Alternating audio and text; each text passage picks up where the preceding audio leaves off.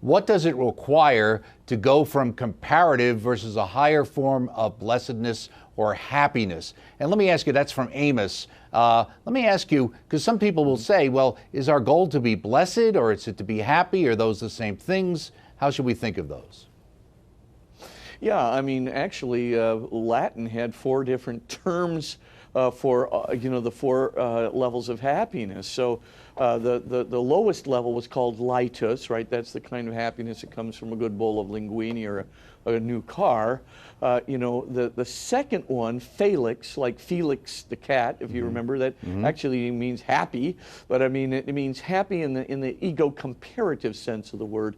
Then we get into what's called blessedness, right?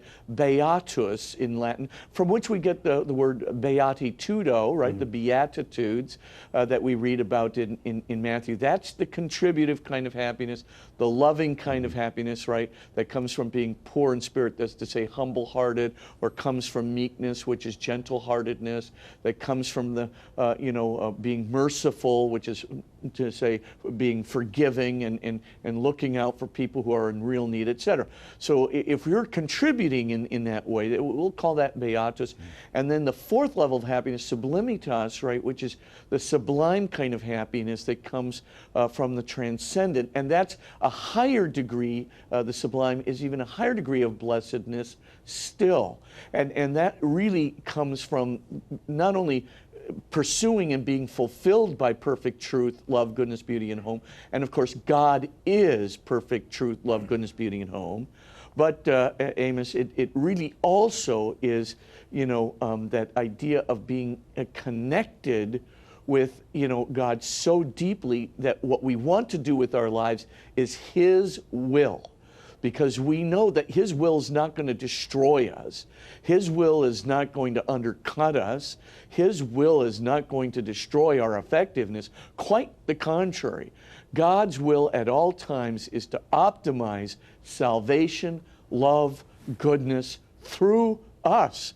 So if we submit to His will, if we surrender to doing things the way He's leading us through His Holy Spirit, the way He's directing us through the good instruction of His Son that comes to us from the Bible and the church, when we get those things and take them seriously and live according to them, you don't have to worry. God's going to use you as His instrument to optimize good and salvation and love in the world. You will be blessed.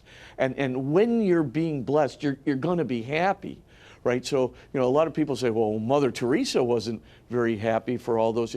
No, Mother Teresa felt desolation, which is what we'll call a feeling, right? That has to do with what's called the dark night of the soul. But Mother Teresa, at the same time, was happy gazing into the eyes of someone she was helping. She was happy knowing that she was serving the Lord. She was happy on level 4 in a lot of ways. And of course, we know from Benedict Groeschel and others that as Mother Teresa approached, her dying days, she literally became almost giddy. She was filled with a sense of joy. I mean, consolation had come to her in a very profound way, that in the stages of the spiritual life, you might call it the unitive way.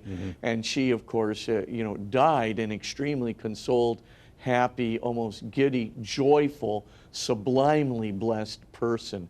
So if you, I guess the answer to your question, Amos, is, just keep, putting yourself in the hands of God.